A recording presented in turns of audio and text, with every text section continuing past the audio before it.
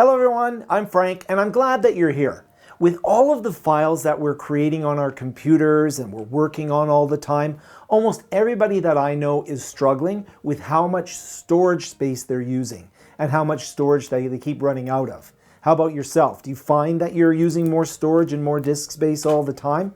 Well, if you are, you're certainly not alone, because it does seem like we're all generating more and more files and we're filling up our hard drives. But chances are the reason we're filling up our hard drives is because we want to keep all these different files that we're working on. Maybe we're creating, in my case, YouTube videos, in other cases, media servers. We want to be able to get to those files no matter where we are, and we want to make sure we have them when we need them. Well, in this video, we're going to look at two different storage solutions. One of them is local storage. It's available across your personal network. It's called a NAS. And we're going to network attached storage. This is an older one, but this is a NAS device. The other one that we're going to look at is remote storage on someone else's computer, also known as cloud storage. So there are advantages and disadvantages to both these types of storage. In this video, I'm actually going to go through several of the different factors that we want to look at when we're trying to decide between using a NAS or using cloud storage. And the idea with this video is that by understanding these different elements, you'll be able to make the best decision for yourself, because it is going to be a personal decision of what works best for you. First, we're going to take a look at a NAS and what it is, and we'll take a look at a cloud, what it is, and then we'll look at some of the different factors. So let's take a look at NAS. NAS, I'll grab it again. So NAS stands for Network Attached Storage, and it's exactly what it is. It's a storage that can be accessed through your local network because it'll actually be attached to your local network.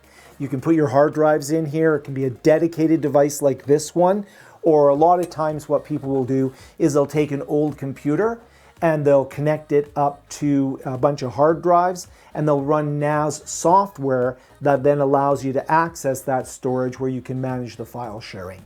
It's a little different from just taking your computer and sharing the files. NAS is a dedicated software that typically allows you to support multiple operating systems, because the NAS device is in control of the storage. Instead of an operating system being in control of the storage like Windows or Mac or Linux, it's a special NAS operating system that's in charge of the storage, and it's designed to share those files out using storage protocols like server message block or network file system. That's too deep for this video. We're just going to compare the two. But basically, the NAS will allow you to use a Windows or a Mac or a Linux system to access the files that you want to. And modern NAS systems are typically configured through a web interface with a whole bunch of different options that are really customizable, especially if you have a NAS that's aimed at a small business or at the consumer market. You can even buy cards that just contain storage, a little NAS device, or a Raspberry Pi connected to some storage. There are a lot of different options around NAS. Cloud storage, on the other hand, is a bit different. Instead of going out and buying hardware and storage and configuring a NAS, basically cloud storage is just somebody else's data center. You just use the internet to connect to a cloud service.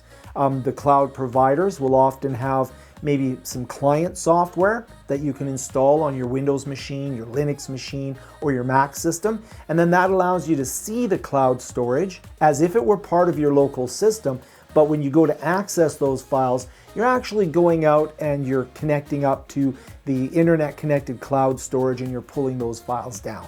Now, some cloud storage providers, pretty much all of them actually, will allow you to synchronize between your computer and the cloud data center. So you can use the internet to go and get files as you need them, but you can also keep a copy locally that is then synchronized with the cloud provider, and you can choose which files you want to synchronize. So some of the different common cloud storage providers might be Microsoft's OneDrive, Dropbox, Apple's iCloud, Google Drive. My favorite one is actually one called Sync.com, and for me it has unlimited storage and it works really well for me, because I have a whole different video on that. I'll link down to it below. So what are some of the typical things that we need to consider when we're trying to make a decision as to whether we're going to use a NAS storage solution, keep everything local and manage it, or a cloud solution where we are keeping some stuff local but basically storing everything in the cloud? Well, we're going to look at some following topics, and I will put time markers down below, table of contents down below, if you just want to look at one of the contents, but we're going to go through them all.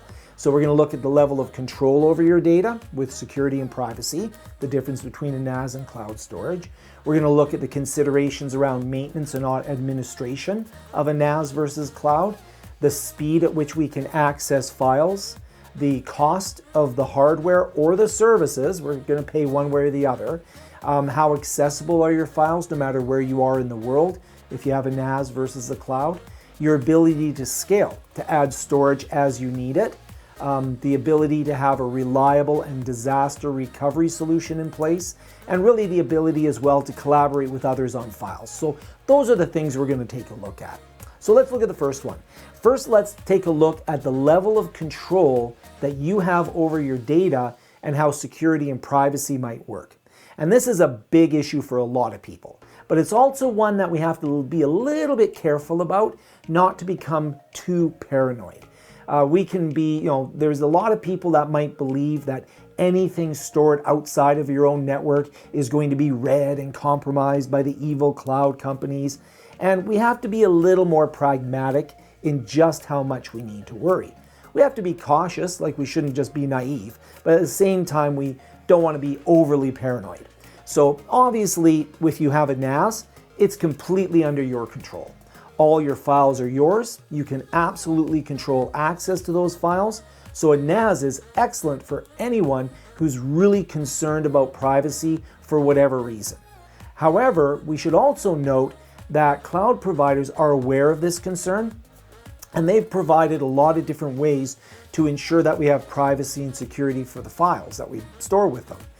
They have obviously policies in place around whether people can access the files and such, but there are some things we should practice on our files no matter where we store them to keep them private and secure. So a good rule of thumb is that if you're looking at any type of provider that's giving you free storage, you should be suspicious, because companies have to make money somehow. So if they're giving you free stuff, what are they doing with it in order to pay their bills? A lot of times you can get free trials, free to try, that's a different story. But if it's free permanently, then I would get a little bit suspicious of whether or not they may be looking for patterns in the data, including yours. Now that aside, you can maintain security yourself through things like encryption. So if your files are encrypted in both transit and at rest, and if you hold the encryption keys, then it's not possible for anybody to read your files no matter where they are. Maybe when quantum computing comes out, then we'll have another story or conversation about this. But for now, encryption is your way to protect your files. Even if they have access to the files, they're all encrypted, they can't get to them.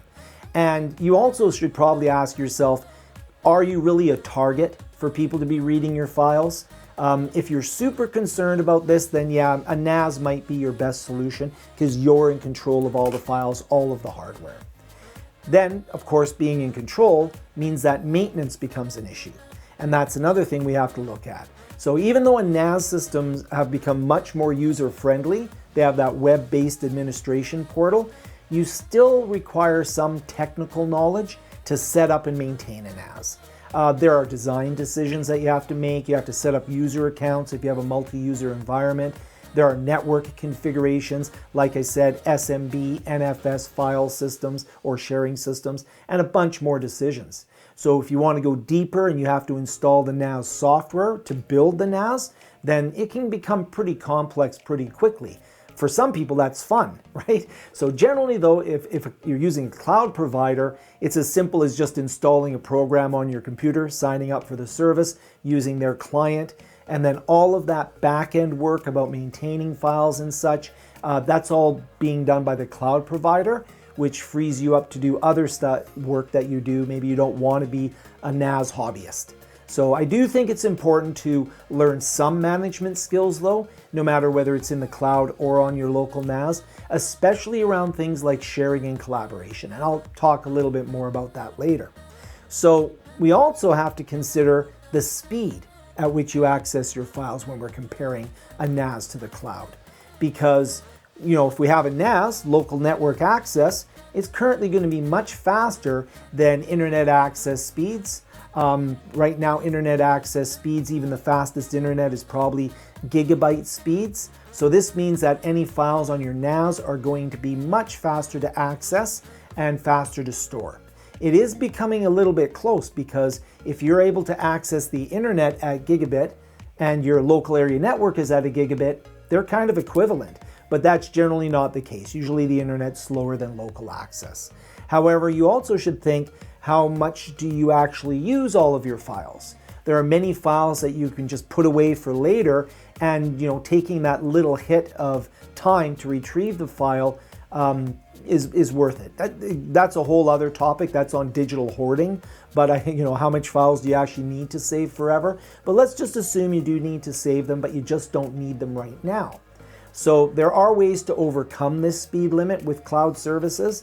You can have a partial or full synchronization between the cloud and local storage. So this can be useful because it means your files are actually saved in two places. You have them in the cloud, and they're kept up to date with local files, so they're in sync with each other. They're the same file, so you get your fast file access for those files you're using all the time locally, and you also have your archive files off-site in the cloud. And that saves you hard drive space. So these are some other considerations to think about between the two. And of course, the big thing is always going to be cost. And no matter whether you choose a NAS or a cloud, there are going to be costs involved in this. And this is a bit of a tricky area, because it's not always a simple comparison of buying versus renting. Sometimes it's oversimplified, and you say, well, with NAS, it's a one-time cost, and with the cloud, you're constantly paying. Well, the sunk cost of buying a NAS and all the hard drives for the NAS, it does seem like a one-time cost. But is it? Chances are that over time, you're going to need to add more hard drives to that NAS as you start running out of space, which might require purchasing not just new drives. You might have to purchase an entire new NAS device that can handle more larger and different types of drives. You might think that's impossible, it's terabytes worth of storage. Well, just ask anybody that bought an old iOmega zip drive to store all of their backups. Me. You can ask me, because that's what I did. So the one-time costs that I've incurred are often not one-time costs. And you might find that you need to upgrade and do maintenance costs over time. So it's not always just a one-time cost. However, in the cloud, it is a reoccurring cost. You're either paying monthly or yearly for this storage. And that cost, you don't have to worry about hard drive failures. You don't have to worry about drive obsolescence or maintenance. You don't have to worry about power. You just pay and use it. But you do have to do the cost comparison of which is more economical for you based upon all the other factors as well. The cloud does provide some economies of scale. So even if you buy a small cloud storage plan, your files are actually being stored in storage systems that are worth many thousands, even millions of dollars. As an example, when I used to specify storage systems for businesses, we'd look at systems that started in the range of $40,000 and went up from there. And these were the inexpensive solutions, but we needed those solutions for the number of users we had and for the speed that we needed and the redundancy and the disaster recovery. We needed reliable commercial grade solutions, which obviously wouldn't be something you'd put in your home, but when you're using the cloud, your files are actually stored in data centers that have millions of dollars worth of equipment. You're just using a fragment of it, but you're getting the full benefit of that really robust commercial equipment. So that's something to consider as well. Most NAS systems are aimed at small businesses or individuals. They'll be much less expensive. They'll be in the range of a few $100s once you've loaded the drives in there. However, it won't have all the same features as the big fault-tolerant systems and the commercial systems. You can buy commercial grade NAS systems, but those come at a much higher cost. So you can get commercial grade or enterprise style NAS systems with dozens of drives in them. So at this point, somebody in the comments is probably going to say something like, why don't you just use a bunch of old hard drives that you have lying around and grab Linux and put it on a Raspberry Pi and use that to build a NAS? Well, a couple things with that. First of all, that's super cool. That is fun and that's exciting to do. But secondly, it does require a lot more knowledge. It's like somebody who builds their own car. It's super cool, it can be done, but you're going to have to give that car constant attention, and you're going to have to deal with failures, and you're going to have to develop a lot of knowledge to do that. I think it's cool though, but just be aware that that's a lot of work for a lot of people. Now the next thing is, what about accessing our files?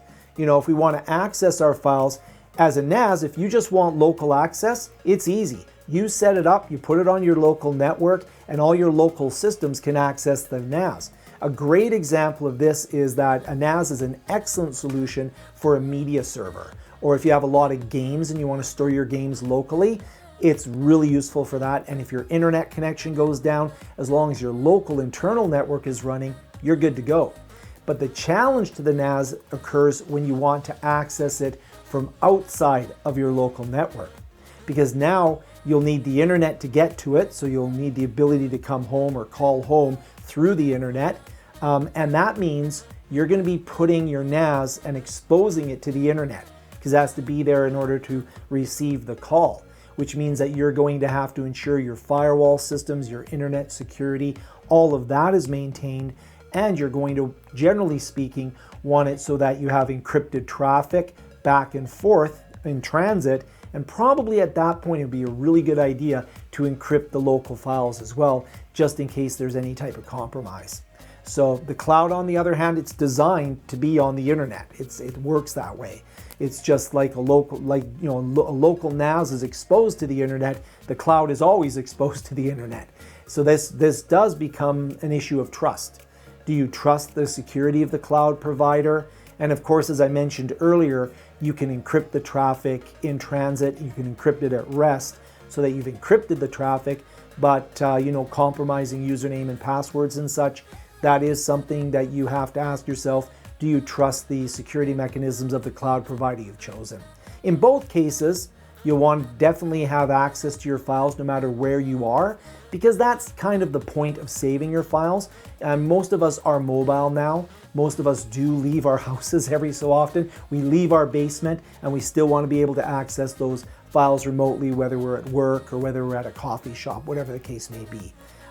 With cloud, that's a basic feature of it. With NAS, it's a little more complex to set up.